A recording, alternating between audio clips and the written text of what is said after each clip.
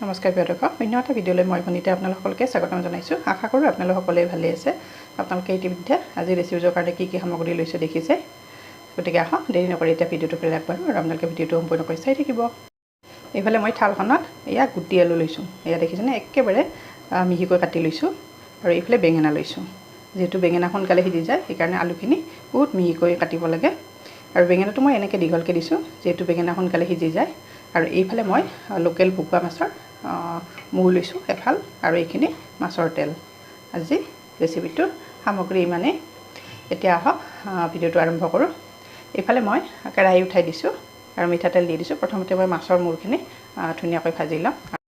তেলখিনি গৰম হৈছে, প্ৰথমতে মই অকণমান নিমখ দি লৈছোঁ। আৰু এতিয়া মাছৰ মূৰখিনি দি দিছোঁ। মাছৰ মূৰটো হৈছে, এতিয়া মই ইয়াতে তেলখিনি দি দিছোঁ। এই তেলখিনিৰে বনাম। আৰু ইয়াতে মই ঢাকনি দি দিছোঁ। ঢাকনিখন গুচাই চাওঁ। আৰু ইয়াত লাহে লাহে তেলখিনি হ'বলৈ দিছে। তেলখিনিৰ পৰা একেবাৰে তেল নিগৰি আহিছে, সেইকাৰণে মই বহুত বেছি তেল দিয়া নাই। এতিয়া ইয়াতে মই শুকান জলকীয়া দুটা দি দিছোঁ। গেছৰ ফ্লেমটো অকণমান বঢ়াই দিছোঁ। আৰু এয়া নহৰু দিছোঁ কেইফুটামান। মই ৰুকি দিয়া নাই, কাটি দিছোঁ। আৰু পিঁয়াজ দিছোঁ। এয়া পিঁয়াজ এফাল দিছোঁ ডাঙৰ চাইজৰ। আৰু এইখিনি লৰাই দিছোঁ। আৰু এতিয়া ইয়াতে মই হালধি দি দিম অকণমান। জিৰা দিছোঁ, গোটা জিৰা হৈ গৈছে। এতিয়া মই এই গোটেইখিনি ইয়াতে দি দিম।